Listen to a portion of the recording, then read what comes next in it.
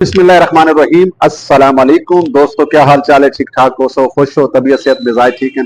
मैं तो अपना रिजवान हुसैन कलंदरी इस टाइम मुल्तान टी हाउस के अंदर मौजूद हाँ, जिथा कि असा कल बरोज हफ्ता 3 तरीक वसेब सकाफती मेला करने में पे हैं, जिंदे पाकिस्तान के नामवर गुलकार शायर अदीब दानिश्वर मौजूद हो सन और जिंदे इनामात की बरसात हो सी, अवार्ड शील्डा और दीगर जड़े इनामात दिते हुए सन। तो मेरी तरफों तमाम दोस्तों को कांडा है, क्योंकि ये मेला हमेशा तुहारी खातर सजाया वेंदा है और तुहानू पता है कि अरसा दराज तो असां सराइकी सकाफत वसेब की सकाफत अपने वसबे की सकाफत को नुमाया करने हैं। साल दे विच एक दफा सोहने तरीके का मदीनतुल औलिया मुल्तान शरीफ दे असां मेला सजने। तो काफी सारे दोस्त ऐसे भी जिन्हें को टी हाउस का समझ नहीं आती पी कि टी हाउस कित्थां हो सी, किहड़ी जगह ते हो सी। कचहरी चौक के बिल्कुल नाल कलमा चौक है, कलमा चौक के नाल आर्ट कौंसल के बिल्कुल नाल दा जिहड़ा हाल है वो टी हाउस आदन।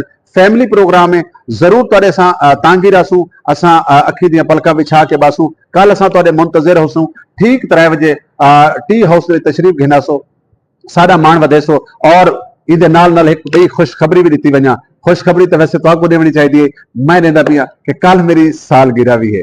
कल असां सालगिरह का केक भी इत्थां ही कटेसूं, सालगिरह भी मनेसूं, म्यूजिक भी सुनसूं, कलाम भी सुनसूं, शायरी भी सुनसूं और दानिश्वरां दियां सोहणियां सोहणियां मिठियां मिठियां गाली भी सुनसूं। तां यकीनन मेरे को उम्मीद है कि तुसां तशरीफ गिनासो। वल दसिंदा वजा कल बरोज हफ्ता 3 मई ठीक 3 बजे मुल्तान टी हाउस के अंदर वसेब सकाफती मेला सजा दिता वैसी और तुहाडे तांगी रासूं तुसां तशरीफ गिन के आसो। मुल्क के बहुत बड़े बड़े नामवर गुलकार जिन्हां को तुसां देखण को तरस देवे, जिन्हां को सिर्फ स्क्रीन ते देवे। पाकिस्तान के बहुत सारे लोग इत्थां मौजूद होसन, सराइकी, पंजाबी, उर्दू, सिंधी यानी मारवाड़ी, ढेर सारी जबाना के फनकार इत्थां मौजूद होसन।